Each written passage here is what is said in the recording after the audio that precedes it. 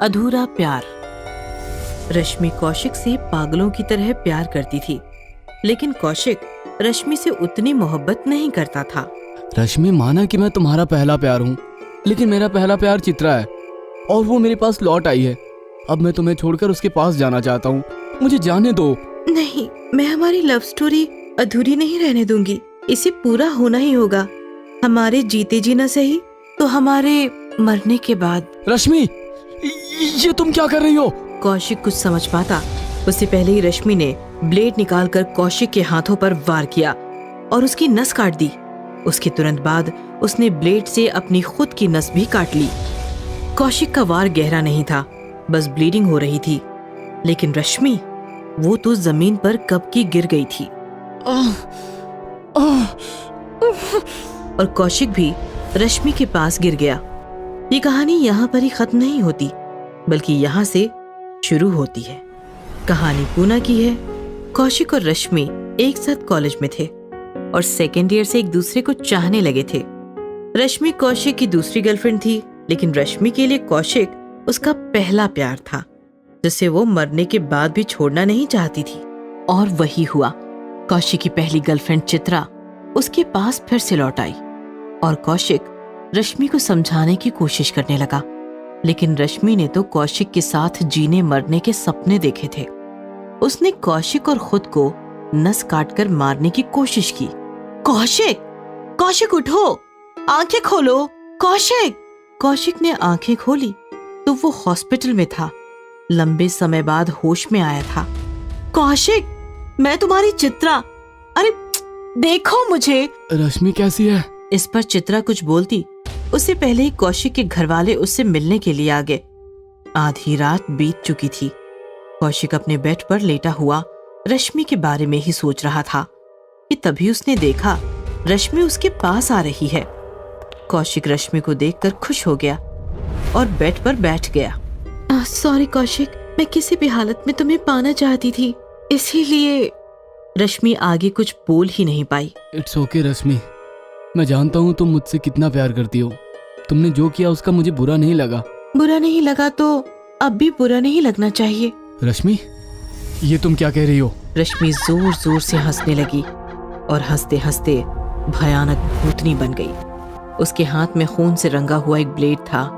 Blade Kaushik की तरफ बढ़ाकर रश्मि जोर जोर से हंस रही थी।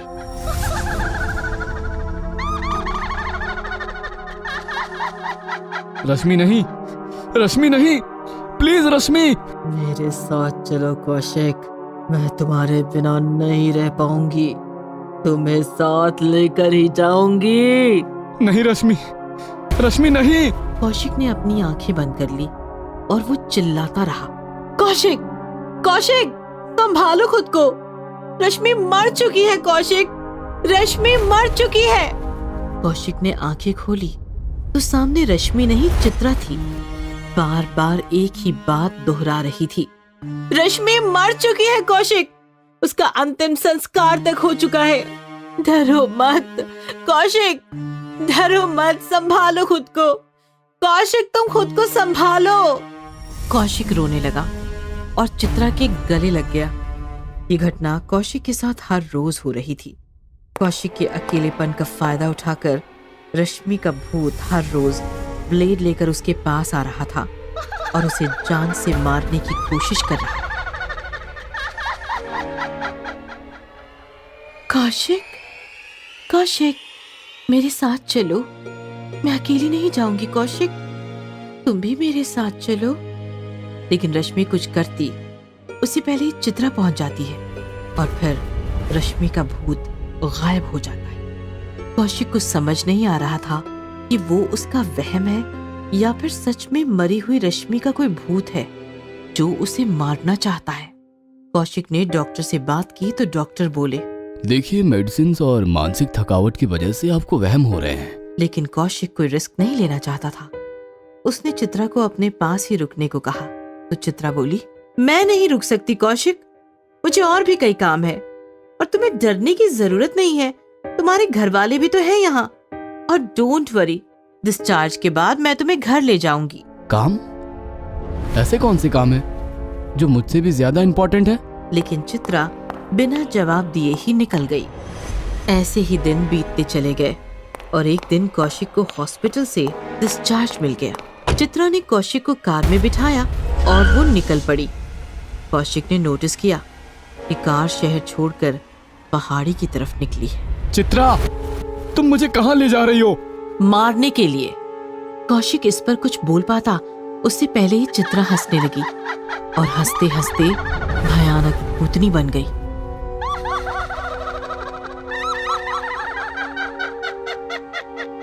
कौशिक समझ नहीं पा रहा था कि ये हो क्या रहा है। ये मैं क्या देख रहा हूँ? तुम मेरा भूत देख रहे हो कौशिक। मैं मर चुकी हूँ। मैं भी रश्मि की तरह तुम्हें ले जाना चाहती हूँ कौशिक। तो रश्मि वो कहाँ है? तभी पिछली सीट से आवाज आई, मैं यहाँ हूँ कौशिक। कौशिक ने पीछे देखा तो पीछे रश्मि का भूत बैठा हंस रहा था। उस दिन जब रश्मि तुम्हें और अपने आप को ब्लेड मार रही थी, तब मैं वहीं पीछे छिपी तुम दोनों को देख रही थी। तुम दोनों जमीन पर गिर गए। मैंने सोचा तुम दोनों मर गए। रश्मि ने तुम्हें मारकर हासिल किया। ये मैं बर्दाश्त नहीं कर पाई। रश्मि से तुम्हें छीनने के लिए मैंने वही ब्लेड उठाकर अपनी भी नस काट ली। लेकिन अफसोस, रश्मि और मैं तो वहीं मर गए, लेकिन तुम मरे नहीं, सिर्फ बेहोश थे। तुम्हें हॉस्पिटल लाया गया और तुम बच गए। मैंने तुम्हें मारने की बहुत कोशिश की, लेकिन चित्रा की वजह से नाकाम रही। आखिर मुझे चित्रा के साथ एक डील करनी पड़ी। कौन सी डील? यही कि आपसी झगड़ा भुलाकर तुम्हें एक साथ मारेंगे और तुम्हारे मरने के बाद फैसला करेंगे कि किसे तुम्हारा प्यार मिलेगा और किसका प्यार मरने के बाद भी अधूरा रहेगा। ये सुनकर कौशिक के होश उड़ गए। वो जोर जोर से चिल्लाने लगा, मुझे मरना नहीं है, मत मारो मुझे मरना नहीं है, मुझे मत मारो। लेकिन कौशिक ज्यादा देर चीख नहीं पाया।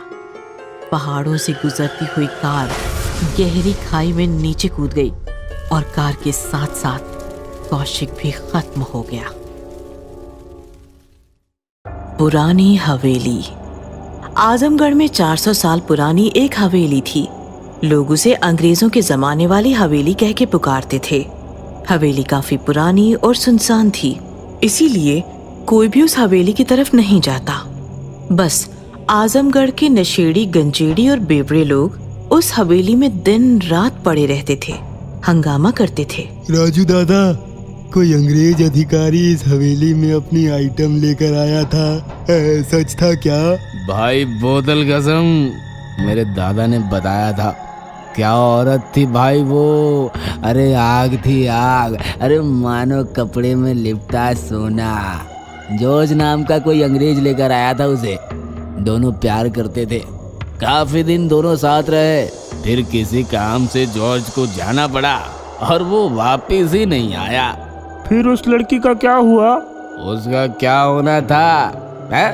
कुछ दिन ऐसे ही हवेली में शराब पीकर पड़ी रही और फिर रोने लगी। गांव में आधी रात में घूमती थी भाई उसकी आवाज। तो क्या लोगों ने उसकी मदद नहीं की? अरे फटती थी लोगों की अंग्रेजों से। हवेली की परछाई में भी खड़ा नहीं रहता था कोई। ओ, फिर आगे क्या हुआ? अबे होना क्या था, नशे में पागलों की तरह चीखती चिल्लाती रही और फिर अचानक एक दिन उसकी आवाज ही शांत हो गई। वो क्यों? अबे हमारे जैसे आवारा लड़कों ने उसकी हालत का फायदा उठाया। अमावस की रात देखकर 4-5 हवेली के अंदर घुसे और उसकी इज्जत लूटकर उसे मारकर हवेली में दफना कर चले गए। तब से ये हवेली सुनी पड़ी है, ना जॉर्ज आया ना दूसरा कोई और।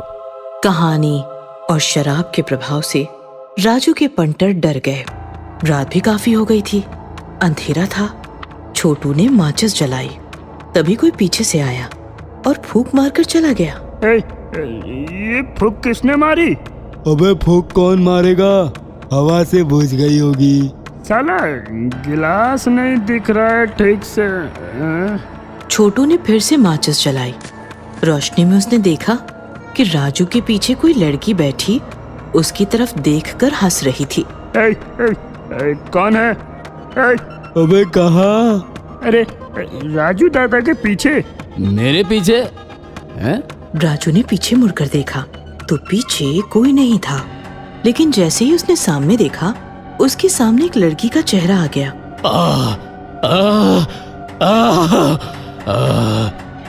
राजू दादा क्या हुआ?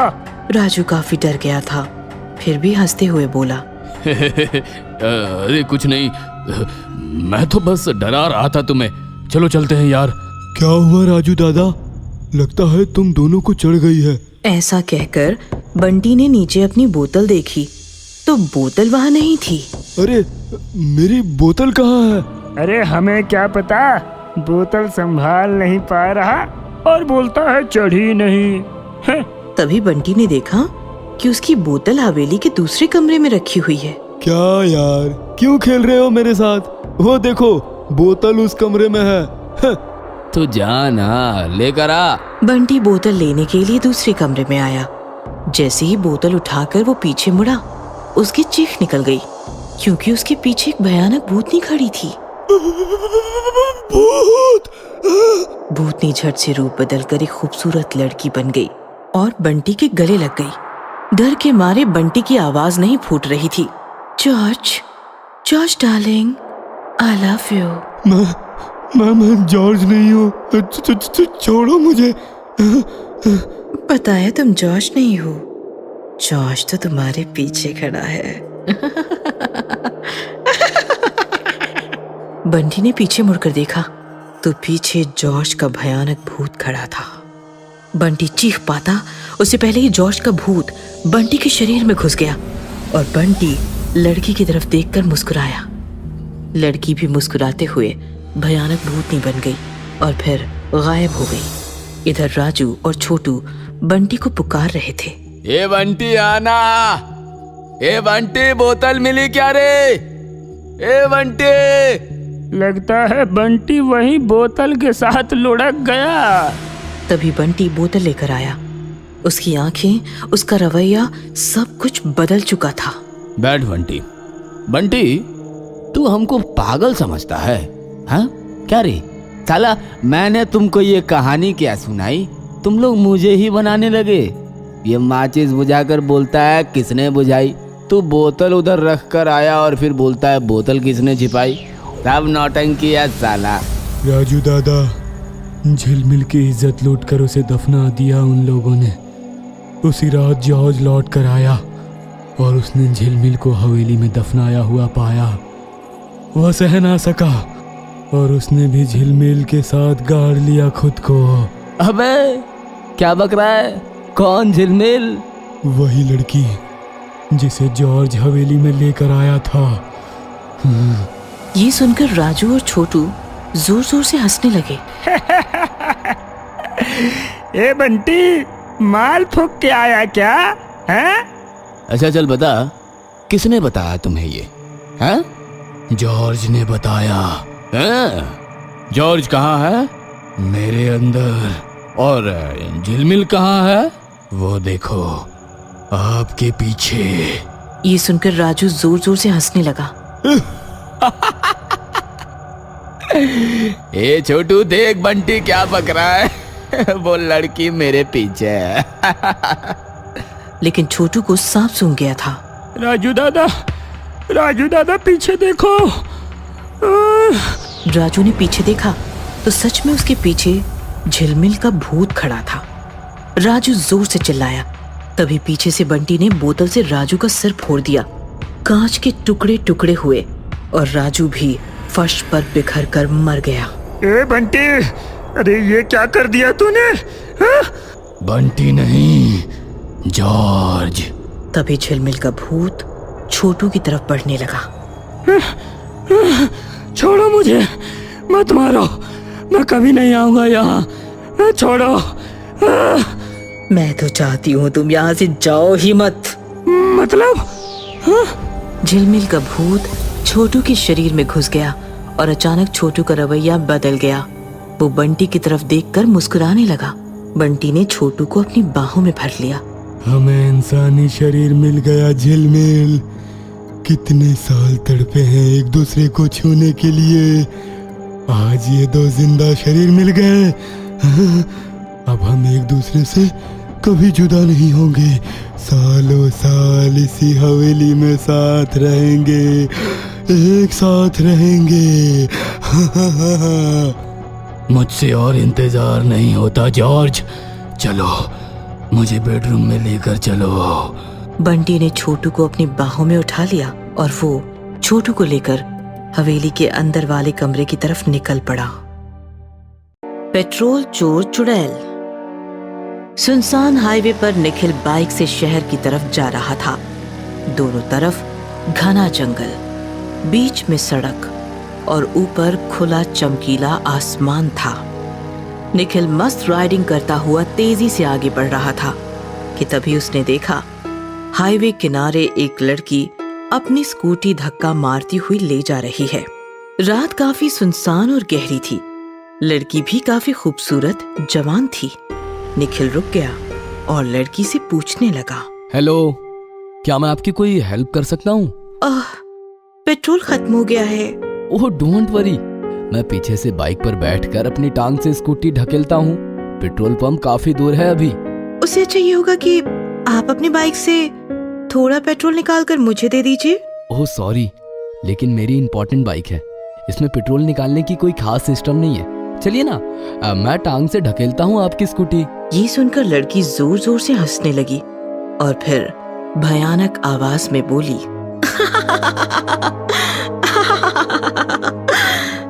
इससे अच्छा तो मैं तुम्हारी बाइक छीन कर जंगल ले जाऊं, जैसे उस अंकल से ये स्कूटी छीनी। तो तुम मुझे डराने के लिए ऐसा कह रही हो ना? ये सुनकर लड़की फिर से हंसने लगी और हंसते हंसते भयानक चुड़ैल बन गई।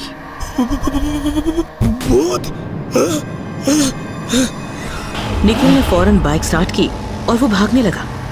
थोड़ी दूर तेजी में बाइक चलाने के बाद उसने चैन की सांस ली। ओह गॉड, बच गया। तभी उसने साइड मिरर में देखा तो उसका दिल दहल गया। उसके पीछे वो भयानक चुड़ैल उसे चिपक कर बैठी थी और जोर जोर से हंस रही थी। बचाओ, मुझे बचाओ, बचाओ। चुड़ैल ने चलती बाइक पर निखिल को उठाया और ऊपर हवा में फेंका। निखिल सड़क पर गिरकर मर गया। चलो, एक और बाइक मिल गई। बाइक लेकर माँ के पास चलती हूँ। चुड़ैल ने बाइक जंगल की तरफ घुमाई और वो तेजी से बाइक लेकर जंगल में गायब हो गई। ये कहानी एक जवान चुड़ैल और उसकी बूढ़ी चुड़ैल माँ की है। दोनों चुड़ैल माँ बेटी पहले शहर में रहती थीं, लेकिन उनकी हरकतें काफी अजीब थीं। चुड़ैल की माँ लोगों के घरों में घुसकर दीवारों पर चिपकी छिपकलियां निकालकर उन्हें खा जाती थी और बेटी के टिफिन में भी काफी सारी छिपकलियां भर कर देती थी। बच्ची की छिपकलियां देखकर पूरी क्लास डर जाती थी और इधर सोसाइटी में भी चुड़ैल माँ की हरकतों से लोग परेशान हो गए थे। इसीलिए चुड़ैल बेटी को स्कूल से और दोनों माँ बेटियों को सोसाइटी से निकाल दिया गया और दोनों चुड़ैल जंगल आकर एक गुफा में रहने लगी। चुड़ैल बेटी, अब ये जंगल ही हमारा घर है। लेकिन माँ, यहाँ तो मेरे साथ खेलने के लिए कोई नहीं है। किसने कहा? यहाँ तुम्हारे साथ खेलने के लिए जंगली बिल्लियाँ और चमगादड़ हैं, उनके साथ खेल। फिर जंगली बिल्लियाँ और चमगादड़ों के साथ खेल खेल कर माँ ने बनाया हुआ जानवरों का खाना खाकर चुड़ैल बेटी बड़ी होने लगी और उसकी चुड़ैल माँ और ज्यादा बूढ़ी होती चली गई। एक दिन बूढ़ी चुड़ैल काफी बीमार थी। चुड़ैल बेटी ने उसका काफी इलाज किया, फिर भी उसकी तबीयत ठिकाने पर ना आई। मेरी तबीयत ठिकाने पर लाने का बस एक ही इलाज है बेटी। माँ, तुम बताओ, मैं तुम्हारे लिए कुछ भी कर सकती हूँ। तो सुन, बचपन से ही मुझे पेट्रोल और पेट्रोल का धुआं काफी पसंद है। जब भी मेरा मूड खराब होता था, मैं किसी मोटर गैरेज में जाकर घंटों पेट्रोल जलाकर उसका धुआं सूंघती थी। बहुत मजा आता था मुझे। अब यहाँ जंगल में इतनी शुद्ध और प्राकृतिक हवा है, इसीलिए मैं बीमार पड़ गई हूँ शायद। तू अगर मेरे लिए पेट्रोल का जुगाड़ कर ले तो मैं ठीक हो जाऊंगी। ठीक है माँ, जैसी तुम्हारी इच्छा। उस दिन से चुड़ैल जंगल से हाईवे आकर लोगों को सताने लगी, रूप बदलकर लोगों को रोकने लगी और फिर उन्हें मारकर उनके वाहन जंगल ले जाने लगी। निखिल की बाइक लेकर चुड़ैल अपनी गुफा के सामने पहुंची। बाइक की आवाज सुनकर बूढ़ी चुड़ैल माँ बाहर आ गई। बेटा, आ गई तू। देख माँ, मैं कैसी बाइक लेकर आई हूँ आज। चल बेटा, टंकी खोल। चुड़ैल ने बाइक की टंकी खोली तो चुड़ैल माँ ने अपना पूरा मुंह टंकी के अंदर डाल दिया। चुड़ैल बेटी ने भी माँ का मुंह ताकत से टंकी में दबाया। काफी देर तक चुड़ैल टंकी सूंघती रही और सारा पेट्रोल खींच गई। फिर उसने मुंह बाहर निकाला। कैसे लोग हैं, टंकी भी फुल नहीं करवाते। पहले जमाने में टंकी ऊपर तक टच रहती थी।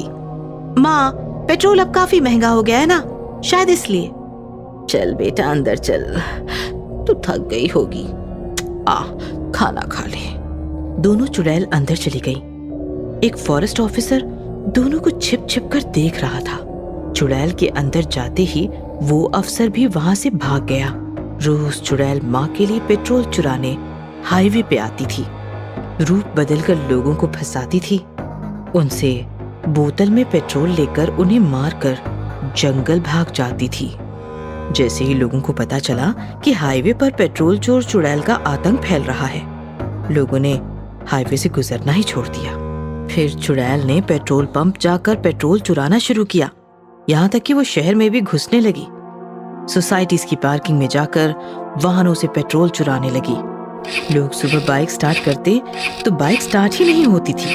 अरे ये क्या, पेट्रोल खत्म, कल ही तो डाला था 100 का। हे भगवान, इधर चुड़ैल और इधर सरकार, आम आदमी जिए तो कैसे। लोग पेट्रोल चोर चुड़ैल की वजह से परेशान हो गए थे। पुलिस कमिश्नर भी चिंतित थे। एक दिन फॉरेस्ट ऑफिसर पुलिस कमिश्नर से मिलने गए और उन्होंने कमिश्नर को वो सब कुछ बता दिया जो उन्होंने देखा था। ओह, तो वो जंगल में रहती है। एक दिन चुड़ैल पेट्रोल के लिए हाईवे पर भटक रही थी। तभी उसने देखा एक पेट्रोल का टैंकर हाईवे से आ रहा था। पेट्रोल का टैंकर, इसे पेट्रोल पंप जाने से पहले ही चुरा लेती हूँ, लेकिन इसे कैसे रोकूं? तभी टैंकर अपने आप रुक गया और ड्राइवर पेशाब करने के लिए नीचे उतरा। ड्राइवर के दूर जाते ही चुड़ैल टैंकर पर चढ़ गई और ढक्कन खोलकर अंदर पेट्रोल देखने लगी। अरे, इसमें तो गहरा अंधेरा है। अब पता कैसे चलेगा पेट्रोल है भी या नहीं?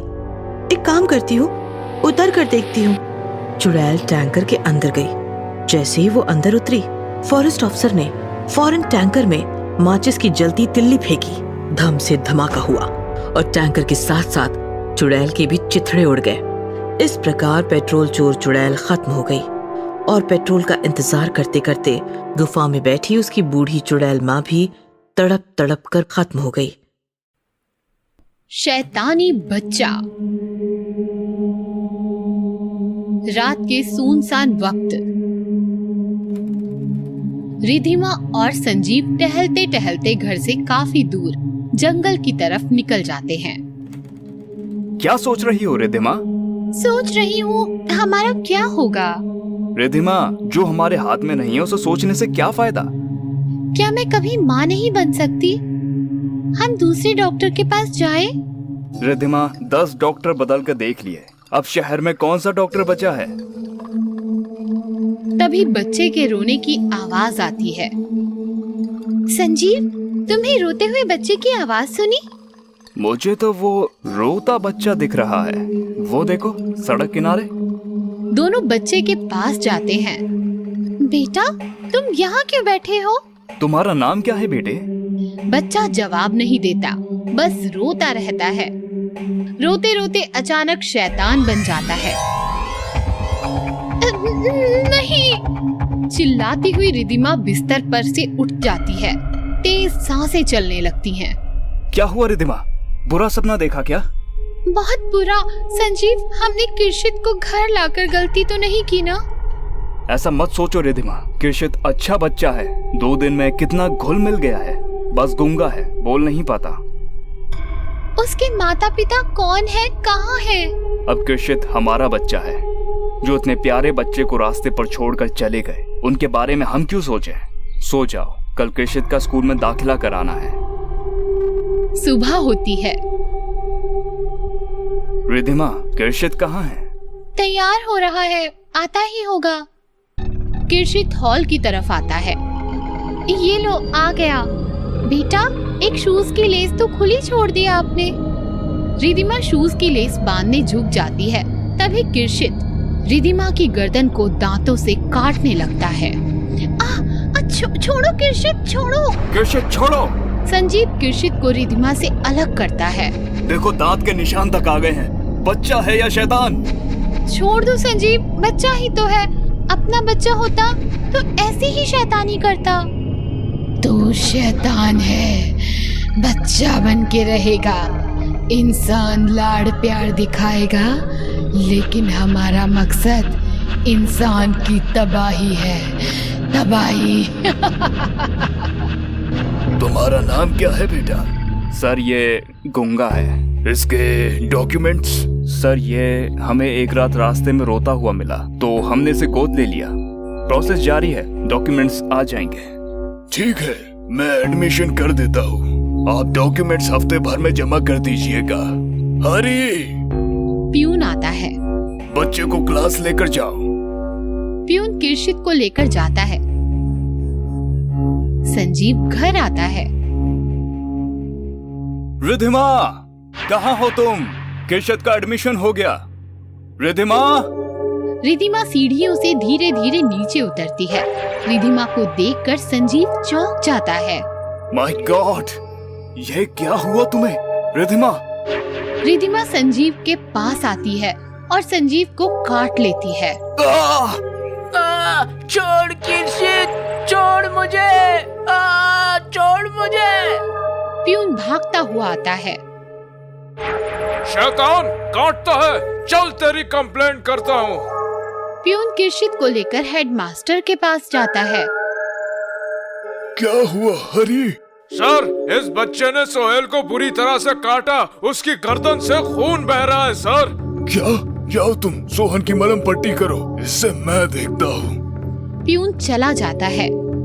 किर्शित, मुझे तुमसे यह उम्मीद नहीं थी। मिस्टर संजीव को अभी फोन करता हूँ। प्यून भागता भागता आता है। सर, गजब हो गया। सोहेल सारे बच्चों को काट रहा है। व्हाट? चलो। दोनों भागते भागते आते हैं और देखते हैं कि स्कूल के सारे बच्चे एक दूसरे को काट रहे हैं। सबके दांत और नाखून निकल आए हैं। हाथ पैर पर लंबे लंबे बाल उगाए हैं। माय गॉड, ये क्या हो रहा है? Stop it! I said stop it! तभी एक दांत और नाखून बढ़ी हुई, शरीर पर लंबे बाल बढ़ी हुई टीचर रोते रोते हेडमास्टर के पास आती है। मिस मेहरा, ये सब क्या है? सर, उस सोहेल ने मुझे काटा। रोते रोते टीचर हेडमास्टर के गले पड़ती है और हेडमास्टर को काट लेती है। मिस मेहरा, ये क्या किया आपने? हरी, जल्दी आओ। पुलिस, डॉक्टर, सबको फोन करो फौरन। हालात बिगड़ते जा रहे हैं। हरी भागता हुआ निकल जाता है। थोड़ी ही देर में हेडमास्टर हंसने लगता है। उसके भी दांत और नाखून बढ़ने लगते हैं और वो मिस मेहरा को काट देता है। इस प्रकार सारे बच्चे टीचर्स एक दूसरे को काट रहे थे। इधर हरी हेडमास्टर ऑफिस आता है।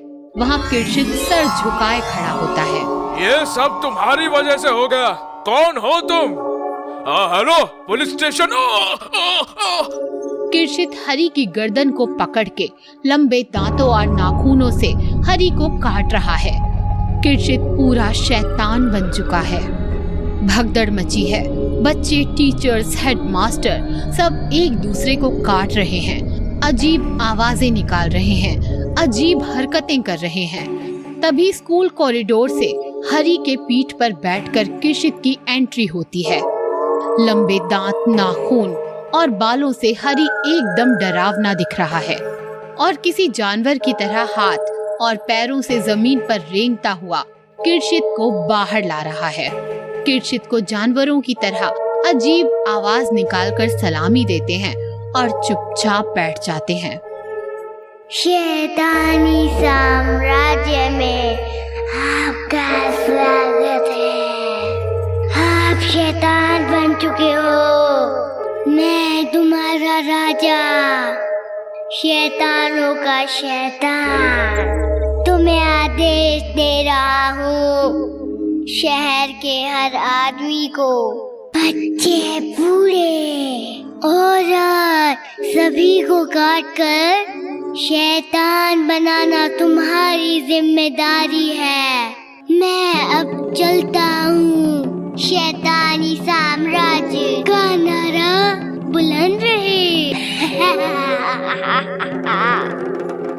आसमान से शैतानी माँ धरती पर उतरती है, किर्शित को गोद में उठा लेती है और आसमान में उड़ जाती है। मिस्टर और मिसेस सहगल, हमारे पास कल ही एक बच्चा आया है और आप लोग उसे गोद ले सकते हैं। वंदना, उसे लेकर आओ। वंदना एक बच्चे को लेकर आती है जिसने सर नीचे झुकाया हुआ है। क्या नाम है बेटा तुम्हारा? बच्चा ऊपर देखता है, मुस्कुराता है और कहता है, किर्शित। भूतिया सेल्समैन। कहानी है कानपुर की। कानपुर शहर के बाहरी इलाके में 2 साल पहले मानसरोवर हाउसिंग सोसाइटी खड़ी हुई थी। राघव और ललिता की नई नई शादी होते ही उन्होंने अपना फ्लैट मानसरोवर सोसाइटी में बुक किया। दोनों सोसाइटी में रहने आए तो सोसाइटी देखकर ललिता खुश हो गई। काफी सुरक्षित और सुंदर सोसाइटी है। हाँ, तुम ऊपर जाओ, मुझे चेयरमैन ने बुलाया है। राघव चेयरमैन से मिला तो चेयरमैन बोला, सोसाइटी में आपका स्वागत है। आपको पूर्ण सुरक्षा मिलेगी, बस एक बात का ख्याल रहे। कौन सी बात? कोई सेल्समैन हो तो भूलकर भी दरवाजा नहीं खोलना। चेयरमैन की बात सुनकर राघव गुस्सा हो गया और ऊपर अपने फ्लैट में आकर ललिता से कहने लगा, क्या सेल्समैन की कोई जिंदगी नहीं होती? एक सेल्समैन के तरक्की के सारे रास्ते बंद दरवाजे के सामने आते ही बंद हो जाते हैं। तुम्हें सेल्समैन से इतनी हमदर्दी क्यों है? ललिता की बात सुनकर राघव चुप हो गया। दूसरे दिन सुबह राघव तैयार होकर ऑफिस निकल गया। ललिता दरवाजा बंद करके नहाने के लिए निकली तो अचानक उसे याद आया, अरे शैम्पू तो लाया ही नहीं, अब कैसे नहाऊं? अचानक डोरबेल बजी। ललिता ने दरवाजे के होल से देखा तो बाहर सेल्समैन खड़ा था। इसके पास शैम्पू जरूर होगा। ललिता ने दरवाजा खोला तो सेल्समैन बड़बड़ाने लगा, गुड मॉर्निंग मैम, मैं विकास ब्यूटी डोनर कंपनी से आया हूँ। सेल्समैन शुरू हो गया तो ललिता परेशान हो गई। अरे स्टॉप इट, मुझे बस एक शैम्पू चाहिए। ललिता ने सेल्समैन से शैम्पू खरीदा और सेल्समैन चला गया। दूसरे दिन सुबह ललिता नींद से जागकर हॉल में आई तो उसने देखा राघव सोफे पर बैठा है। ललिता पीछे से राघव को लिपट गई। डार्लिंग, जल्दी जाने वाले थे ना, गए क्यों नहीं? अचानक ललिता को कुछ महसूस हुआ। झटके से वो पीछे हट गई। कौन हो तुम? सोफे पर बैठा आदमी पीछे मुड़ा तो ललिता चौंक गई। वो राघव नहीं, सेल्समैन था। तुम पीछे से राघव जैसे दिखते हो, तुम अंदर कैसे आए? जरूर राघव दरवाजा खुला छोड़ गया। दरवाजा तो बंद था। तो फिर तुम अंदर कैसे आए? जो दरवाजा एक बार मेरे लिए खुल जाए वो दोबारा बंद नहीं होता।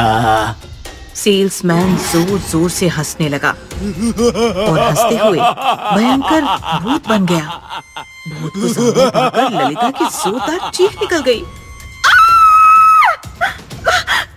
क्या चाहते हो तुम? क्या चाहते हो? बदला। इस सोसाइटी ने मेरी जान ली है। अब मैं इसे तबाह करूंगा, एक एक करके सबको मार दूंगा।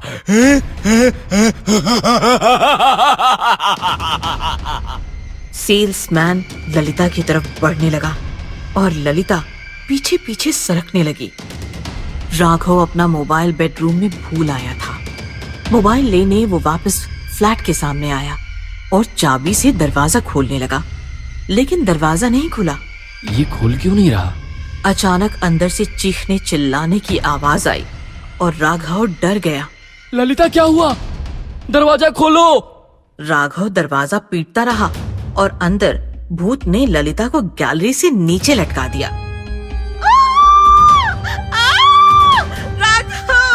राघव बचाओ, बचाओ राघव। मैं भी ऐसे ही मरा था, अब तुम भी मरोगी।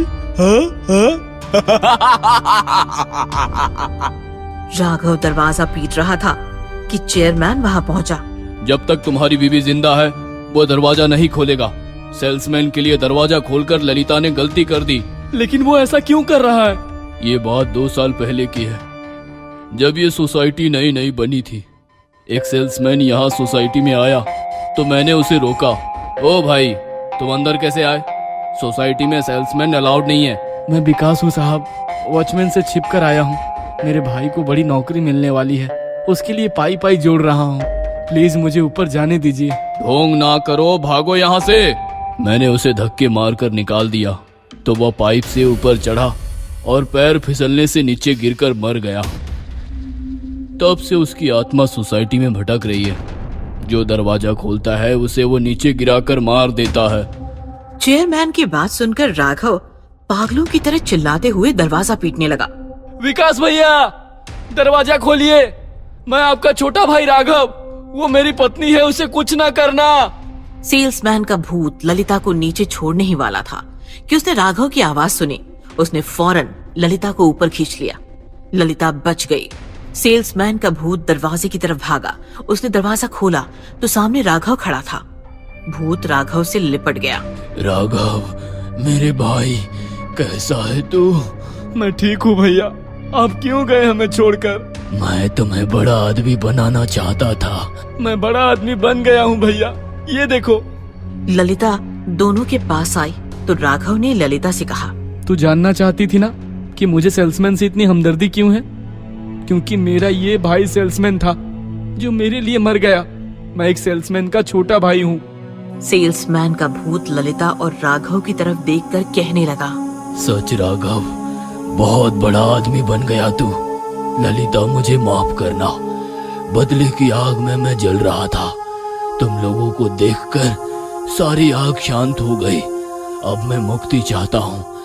अलविदा। ऐसा कहकर सेल्समैन का भूत सोसाइटी से हमेशा हमेशा के लिए मुक्त हो गया और राघव और ललिता खुशी खुशी रहने लगे। Room number 13। सुनो, मेरे कमरे का हीटर काम नहीं कर रहा है, अंदर आकर ठीक करो। ड्यूटी पर नए नए ज्वाइन हुए होटल कर्मचारी को लगा कि उसे कस्टमर को खुश करने का मौका मिल रहा है। वो झट से उस मैडम के पीछे रूम में चला गया और मैडम ने अंदर से दरवाजा बंद कर लिया। लेकिन वो था उस होटल का सबसे मनहूस कमरा, रूम नंबर 13। ये खौफनाक कहानी है लोनावला की। लोनावला की खूबसूरत वादियों में होटल अतिथि कुछ सालों पहले ही नया नया शुरू हुआ था। होटल में टोटल 20 रूम्स थे और सभी रूम्स हर सीजन में हमेशा एंगेज रहते थे। लेकिन होटल अतिथि में एक कमरा ऐसा भी था जिसमें बस एक बार एक ही कस्टमर गया और उसके बाद वो कमरा हमेशा हमेशा के लिए आउट ऑफ सर्विस हो गया। वो था रूम नंबर 13। दुनिया के किसी भी होटल में रूम नंबर 13 नहीं देखा मैंने, क्योंकि 13 नंबर रूम अशुभ माना जाता है। मैंने सोचा मैं अलग करूंगा। मैंने अपने होटल में रूम नंबर 13 को जगह दे दी और वही मेरी सबसे बड़ी भूल साबित हुई। कितना गलत था मैं। देखो, जो हुआ सो हुआ, लेकिन अब रूम नंबर 13 की वजह से होटल अतिथि का नाम खराब नहीं होना चाहिए। मैनेजर, डोंट वरी सर, हमने वो कमरा सर्विस में लाना कब का छोड़ दिया है, और तो और गेस्ट भी 13 नंबर रूम तो कभी मांगते ही नहीं। चिंता की कोई बात नहीं है, हम भी भूल गए हैं, आप भी भूल जाइए सर उस रूम नंबर 13 को।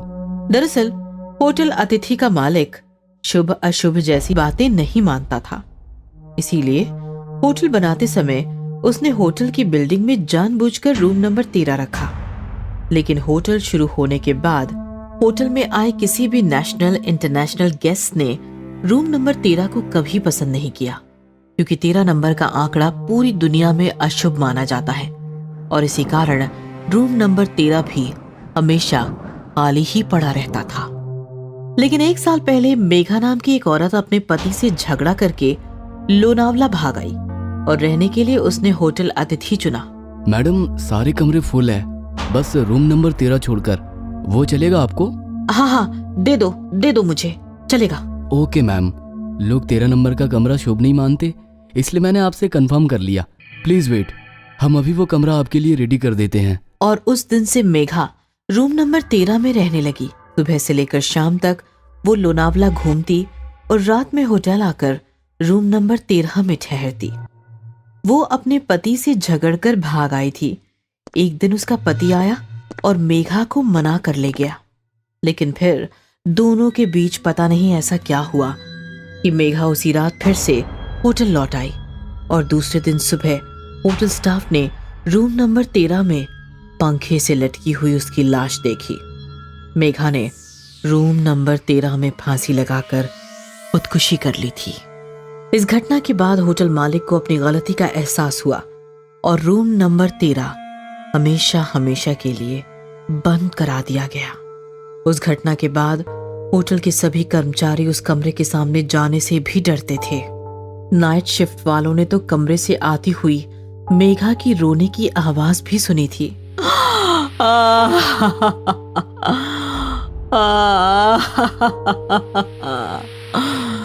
विशाल, तुमने ठीक नहीं किया।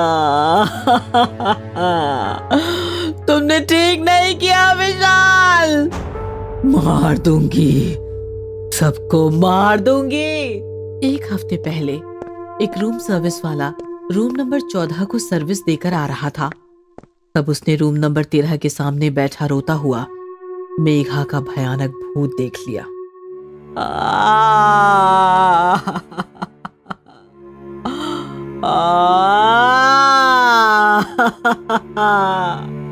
उसी दिन वो रूम सर्विस वाला भाग गया था और आज उसकी जगह पर एक नया रूम सर्वेंट आया, मुरारी नाम का।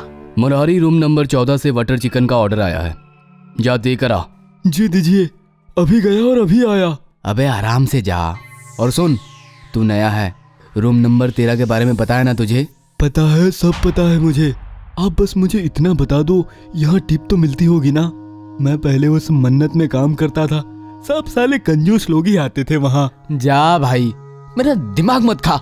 मुरारी बटर चिकन का ऑर्डर लेकर रूम नंबर 14 में पहुंचा। कमरे में एक शादीशुदा कपल था। मुरारी को उन्होंने 500 रुपए टिप दी।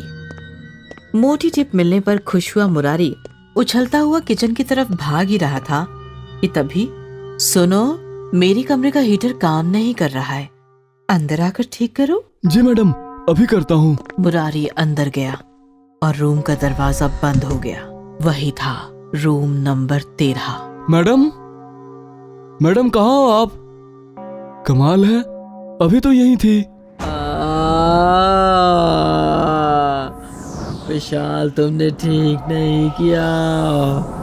मार दूंगी, सबको मार दूंगी, सबको मार दूंगी मैं। नजारा देखकर मुरारी की हालत बिगड़ गई। मेघा का भयानक भूत उसके सामने बेड पर बैठा था। वो धीरे धीरे मुरारी की तरफ बढ़ने लगा तो मुरारी के पसीने छूटने लगे। उस झगड़े की इतनी बड़ी सजा दे रहे थे विशाल तुम मुझको। मुझे पहाड़ से गिराकर धक्का देने वाले थे तुम। मैडम, मैं मुरारी। मैडम, मुझे डर लग रहा है। मैडम, तुम मुझे मारना चाहते थे ना? देखो विशाल, अब मैं मर गई हूँ, फांसी लगा ली है मैंने, लेकिन अब मैं तुम्हें कभी भी नहीं छोड़ूंगी विशाल। मैं तुम्हें चैन से नहीं जीने दूंगी विशाल। मैं तुम्हें चैन से नहीं जीने दूंगी। ऐसा कहकर चीखती हुई मेघा मुरारी पर झपट पड़ी और मुरारी जोर जोर से चिल्लाने लगा, बचाओ बचाओ मुझे। लेकिन मेघा ने मुरारी को नहीं छोड़ा। उसने अपने लंबे लंबे नुकीले नाखूनों से मुरारी का सीना पकड़ा और देखते ही देखते उसका सीना चीर दिया।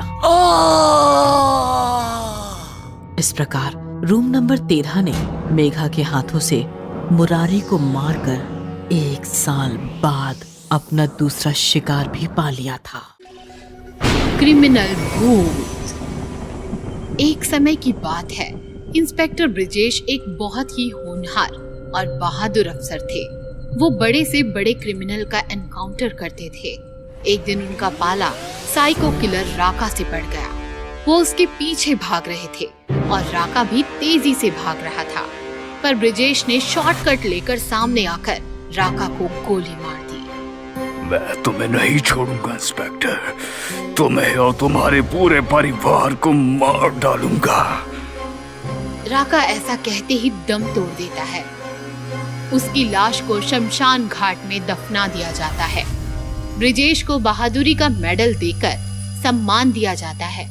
उसके परिवार में सब बहुत खुश होते हैं। आप तो हर महीने एक मेडल ले आते हैं, इतने मेडल कहाँ रखे हैं ये भी बता दीजिए। अरे मम्मी, पापा के मेडल्स के लिए एक नया कमरा बनवा देते हैं। कमरा नहीं, जिस स्पीड से भैया मेडल ला रहे हैं, मेडल्स के लिए हमें नया घर ही लेना पड़ेगा। उसी खौफनाक रात में राका वापस तो आता है, पर अब वो एक इंसान नहीं रहता। वो एक भयानक भूत बन चुका था। उसकी लाल आंखें और नुकीले नाखून देखकर कोई भी बुरी तरह कांप उठे। मैंने कहा था इंस्पेक्टर, मैं वापस आऊंगा। अब तुझे और तेरे परिवार को मुझसे कोई बचा नहीं सकता। अगली रात ब्रिजेश का भाई राजेश ऑफिस से घर की ओर लौट रहा था। तभी उसे ऐसा लगता है कि उसका कोई पीछा कर रहा है। राजेश पीछे मुड़कर देखता है तो कोई नहीं होता। तभी उसे एक अजीब सी आवाज सुनाई देती है। तू ही है ना उस बहादुर ब्रिजेश का भाई? आवाज सुनकर राजेश डर जाता है और कांपती आवाज में पूछता है, कौन है? तभी राका का भूत उसके सामने आ जाता है। मैं राका, जिसे तेरे इंस्पेक्टर भाई ने मार डाला। अब मैं तुझे मारूंगा। देखता हूँ तेरा बहादुर भाई तुझे कैसे बचाता है।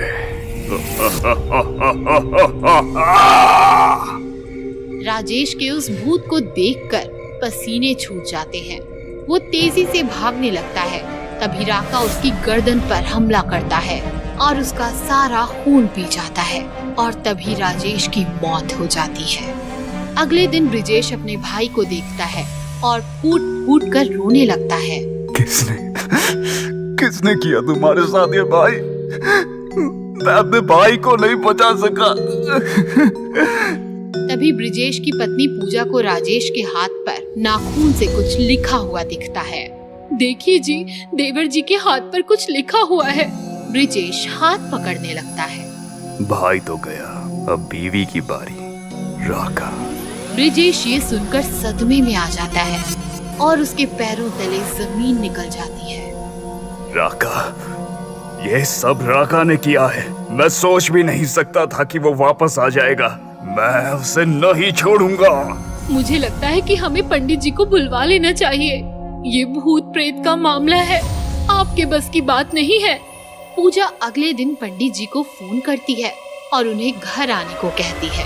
राका घर की खिड़की से सब देख रहा होता है। इंस्पेक्टर की बीवी, तू तो गई।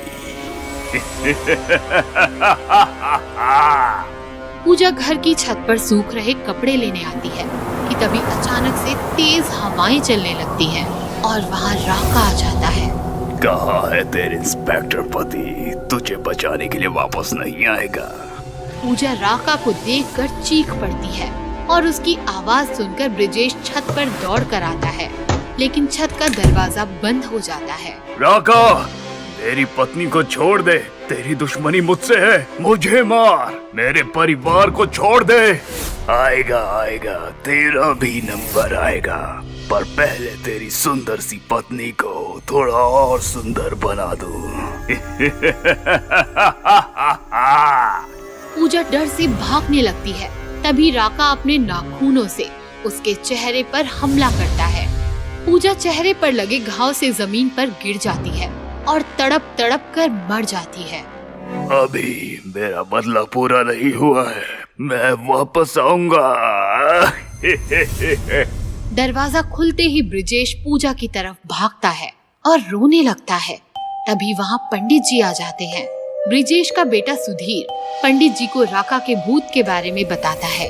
वो एक दुष्ट आत्मा है, उसका अंतिम संस्कार नहीं हुआ है, इसलिए उसे मुक्ति भी नहीं मिली। हमें जल्दी उसके नाम की पूजा करनी होगी ताकि उसे जल्द से जल्द मुक्ति मिल सके। जो करना है जल्दी कीजिए पंडित जी। मैं अपनी पत्नी और भाई को खो चुका हूँ, अब अपने बेटे को खो नहीं सकता। पंडित जी पूजा करने लगते हैं और जैसे ही मंत्र पढ़ते हैं वहाँ राका आ जाता है। नहीं, तुम लोगों की इतनी हिम्मत कि मुझे मुक्ति दोगे, तुम लोगों को नहीं छोड़ूंगा। राका सुधीर के पास जाता है और उसका गला पकड़ लेता है। सुधीर का दम घुटने लगता है। तभी ब्रिजेश पंडित जी का दिया हुआ गंगा जल राका पर छिड़क देता है और राका का मृत शरीर जलने लगता है। ये क्या किया तुमने? तभी पंडित जी अपनी पूजा का आखिरी मंत्र पढ़ते हैं और राका की आत्मा हवा में भाप बनकर उड़ने लगती है। नहीं, मेरा बदला भी पूरा नहीं हुआ। नहीं। और इसी तरह राका की आत्मा को मुक्ति मिल जाती है और ब्रिजेश अपने बेटे की जान बचा पाता है। भूतिया टैक्सी। बहुत समय पहले किसी शहर में अभिषेक नाम का एक मासूम आदमी रहता था। अभिषेक एक बहुत बड़े व्यापारी के यहाँ ड्राइवर का काम करता था। एक दिन वो अपने मालिक को गाड़ी में बैठाकर कहीं ले जा रहा था। तभी गाड़ी पेड़ से जाकर टकरा गई। ये तूने क्या किया? तूने मेरी CMW गाड़ी ठोक दी। तू जानता है ये कितनी महंगी आती है? मैं तुझे अभी नौकरी से निकालता हूँ। ये कहकर मालिक गाड़ी लेकर वहाँ से चला गया। अचानक नौकरी चले जाने पर अभिषेक बहुत दुखी हुआ। वो वहीं उसी पेड़ के नीचे बैठकर रोने लगा।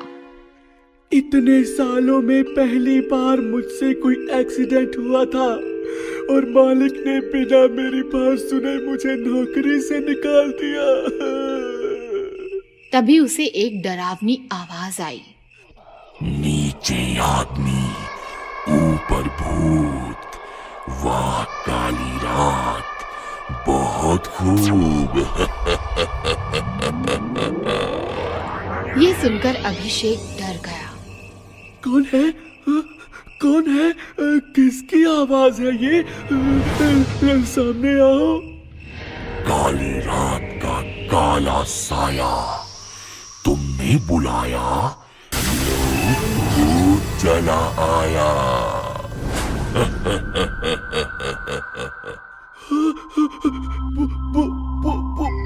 भूत? तो पीपल के पेड़ से भूत नहीं तो क्या आम टपकेंगे?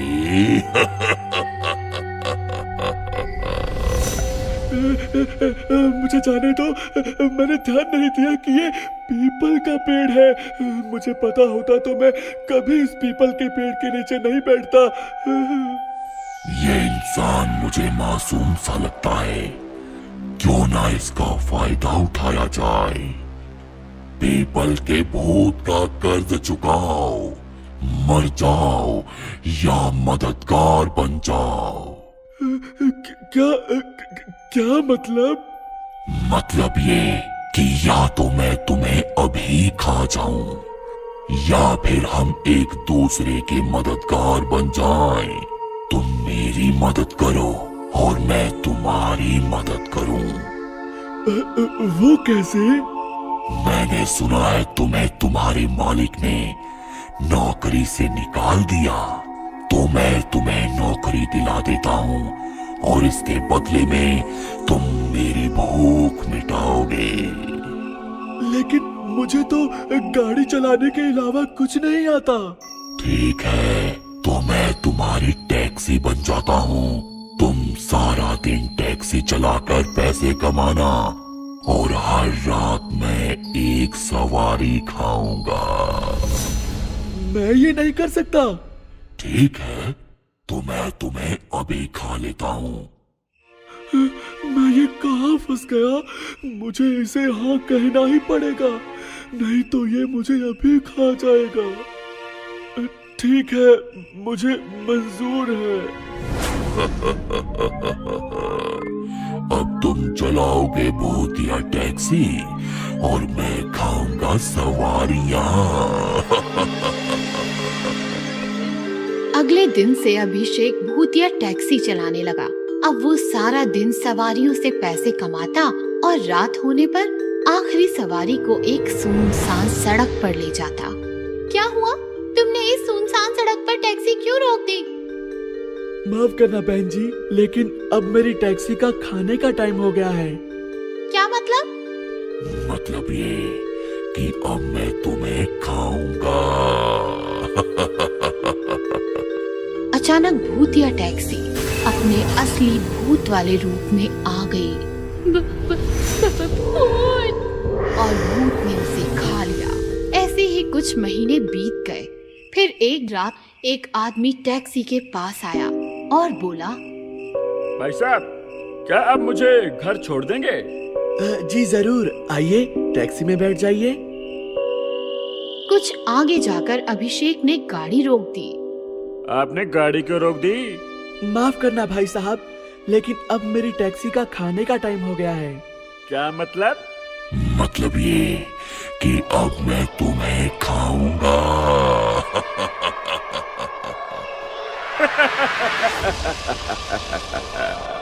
तुम हंस क्यों रहे हो? वो इसलिए कि तुमने खुद मेरे सामने आकर मेरा काम आसान कर दिया। बहुत दिनों पहले मुझे एक भूतिया टैक्सी की खबर मिली थी, तब से मैं तुम्हें ढूंढ रहा था। लेकिन मैं भूत हूँ, मैं तुम्हें खाऊंगा। और मैं भूत हंटर हूँ, मैं तुम्हें मार दूंगा। भूत हंटर सुनते ही भूत डर के मारे कांपने लगा। भूत हंटर, प्लीज मुझे जाने दो, मैं अब किसी इंसान को नहीं खाऊंगा। लेकिन भूत हंटर ने उसकी बिल्कुल नहीं सुनी।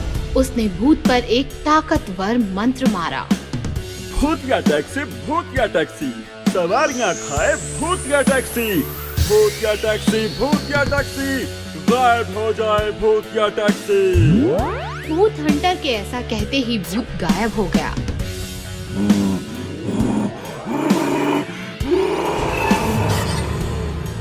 तभी अचानक अभिषेक जोर जोर से रोने लगा। मुझे माफ कर दो भूत हंटर। उस भूत ने कहा था कि अगर मैं उसकी बात नहीं मानूंगा तो वो मुझे खा जाएगा। मैं जानता हूँ ये भूत बहुत चालाक होते हैं, इसलिए मैं तुम्हें कुछ नहीं कहूँगा। तुम जा सकते हो। इस तरह भूत हंटर ने भूतिया टैक्सी का रहस्य खत्म किया और अभिषेक को भी उस भूत के जाल से छुड़ाया। पेट्रोल चोर चुड़ैल। सुनसान हाईवे पर निखिल बाइक से शहर की तरफ जा रहा था। दोनों तरफ घना जंगल, बीच में सड़क और ऊपर खुला चमकीला आसमान था। निखिल मस्त राइडिंग करता हुआ तेजी से आगे बढ़ रहा था कि तभी उसने देखा हाईवे किनारे एक लड़की अपनी स्कूटी धक्का मारती हुई ले जा रही है। रात काफी सुनसान और गहरी थी। लड़की भी काफी खूबसूरत जवान थी। निखिल रुक गया और लड़की से पूछने लगा, हेलो, क्या मैं आपकी कोई हेल्प कर सकता हूँ? पेट्रोल खत्म हो गया है। ओह डोंट वरी, मैं पीछे से बाइक पर बैठकर अपनी टांग से स्कूटी ढकेलता हूँ। पेट्रोल पंप काफी दूर है अभी। उससे अच्छा ये होगा कि आप अपनी बाइक से थोड़ा पेट्रोल निकाल कर मुझे दे दीजिए। ओह सॉरी, लेकिन मेरी इंपॉर्टेंट बाइक है, इसमें पेट्रोल निकालने की कोई खास सिस्टम नहीं है। चलिए ना, मैं टांग से ढकेलता हूँ आपकी स्कूटी। ये सुनकर लड़की जोर जोर से हंसने लगी और फिर भयानक आवाज में बोली,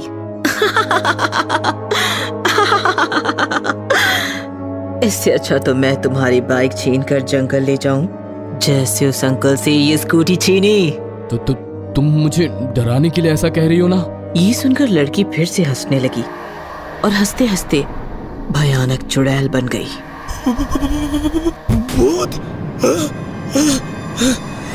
निखिल ने फौरन बाइक स्टार्ट की और वो भागने लगा।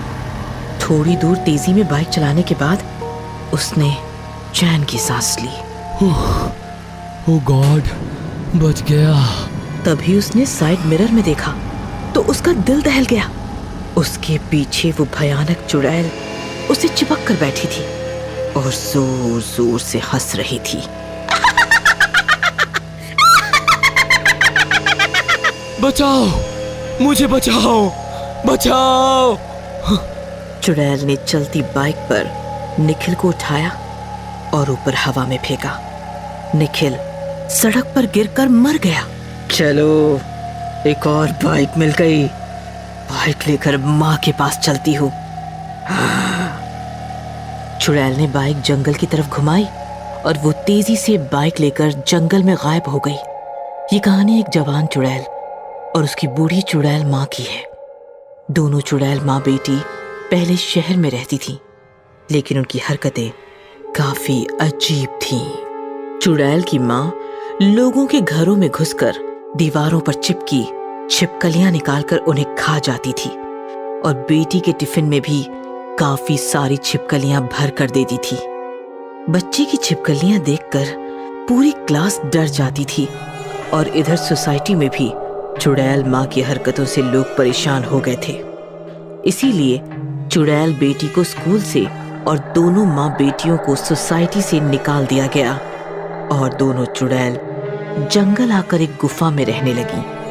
चुड़ैल बेटी, अब ये जंगल ही हमारा घर है। लेकिन माँ, यहाँ तो मेरे साथ खेलने के लिए कोई नहीं है। किसने कहा? यहाँ तुम्हारे साथ खेलने के लिए जंगली बिल्लियाँ और चमगादड़ हैं। उनके साथ खेल। फिर जंगली बिल्लियाँ और चमगादड़ों के साथ खेल खेल कर माँ ने बनाया हुआ जानवरों का खाना खाकर चुड़ैल बेटी बड़ी होने लगी और उसकी चुड़ैल माँ और ज्यादा बूढ़ी होती चली गई। एक दिन बूढ़ी चुड़ैल काफी बीमार थी। चुड़ैल बेटी ने उसका काफी इलाज किया, फिर भी उसकी तबीयत ठिकाने पर ना आई। मेरी तबीयत ठिकाने पर लाने का बस एक ही इलाज है बेटी। माँ, तुम बताओ, मैं तुम्हारे लिए कुछ भी कर सकती हूँ।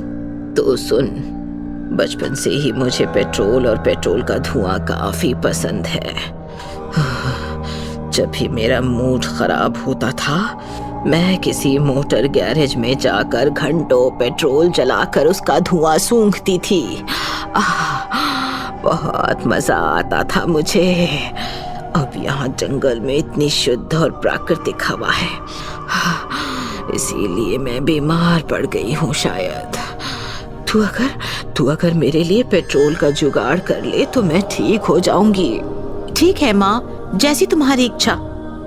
उस दिन से चुड़ैल जंगल से हाईवे आकर लोगों को सताने लगी, रूप बदलकर लोगों को रोकने लगी और फिर उन्हें मारकर उनके वाहन जंगल ले जाने लगी। निखिल की बाइक लेकर चुड़ैल अपनी गुफा के सामने पहुंची। बाइक की आवाज सुनकर बूढ़ी चुड़ैल माँ बाहर आ गई। बेटा, आ गई तू। देख माँ, मैं कैसी बाइक लेकर आई हूँ आज। चल बेटा, टंकी खोल। चुड़ैल ने बाइक की टंकी खोली तो चुड़ैल माँ ने अपना पूरा मुंह टंकी के अंदर डाल दिया। चुड़ैल बेटी ने भी माँ का मुंह ताकत से टंकी में दबाया। काफी देर तक चुड़ैल टंकी सूंघती रही और सारा पेट्रोल खींच गई। फिर उसने मुंह बाहर निकाला। कैसे लोग हैं, टंकी भी फुल नहीं करवाते। पहले जमाने में टंकी ऊपर तक टच रहती थी। माँ, पेट्रोल अब काफी महंगा हो गया है ना, शायद इसलिए। चल बेटा अंदर चल, तू थक गई होगी। आ, खाना खा ले। दोनों चुड़ैल अंदर चली गई। एक फॉरेस्ट ऑफिसर दोनों को छिप छिप कर देख रहा था। चुड़ैल के अंदर जाते ही वो अफसर भी वहां से भाग गया। रोज चुड़ैल माँ के लिए पेट्रोल चुराने हाईवे पे आती थी, रूप बदलकर लोगों को फंसाती थी, उनसे बोतल में पेट्रोल लेकर उन्हें मारकर जंगल भाग जाती थी। जैसे ही लोगों को पता चला कि हाईवे पर पेट्रोल चोर चुड़ैल का आतंक फैल रहा है, लोगों ने हाईवे से गुजरना ही छोड़ दिया। फिर चुड़ैल ने पेट्रोल पंप जाकर पेट्रोल चुराना शुरू किया, यहाँ तक कि वो शहर में भी घुसने लगी। सोसाइटीज की पार्किंग में जाकर वाहनों से पेट्रोल चुराने लगी। लोग सुबह बाइक स्टार्ट करते तो बाइक स्टार्ट ही नहीं होती थी। अरे ये क्या, पेट्रोल खत्म, कल ही तो डाला था 100 का। हे भगवान, इधर चुड़ैल और इधर सरकार, आम आदमी जिए तो कैसे। लोग पेट्रोल चोर चुड़ैल की वजह से परेशान हो गए थे। पुलिस कमिश्नर भी चिंतित थे।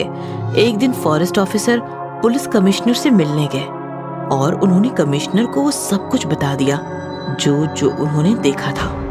ओह, तो वो जंगल में रहती है। एक दिन चुड़ैल पेट्रोल के लिए हाईवे पर भटक रही थी।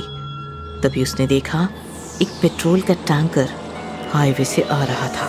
पेट्रोल का टैंकर, इसे पेट्रोल पंप जाने से पहले ही चुरा लेती हूँ, लेकिन इसे कैसे रोकूं? तभी टैंकर अपने आप रुक गया और ड्राइवर पेशाब करने के लिए नीचे उतरा। ड्राइवर के दूर जाते ही चुड़ैल टैंकर पर चढ़ गई और ढक्कन खोलकर अंदर पेट्रोल देखने लगी। अरे, इसमें तो गहरा अंधेरा है। अब पता कैसे चलेगा पेट्रोल है भी या नहीं? एक काम करती हूँ, उतर कर देखती हूँ। चुड़ैल टैंकर के अंदर गई। जैसे ही वो अंदर उतरी, फॉरेस्ट अफसर ने फौरन टैंकर में माचिस की जलती तिल्ली फेंकी। धम से धमाका हुआ और टैंकर के साथ साथ चुड़ैल के भी चिथड़े उड़ गए। इस प्रकार पेट्रोल चोर चुड़ैल खत्म हो गई और पेट्रोल का इंतजार करते करते गुफा में बैठी उसकी बूढ़ी चुड़ैल माँ भी तड़प तड़प कर खत्म हो गई।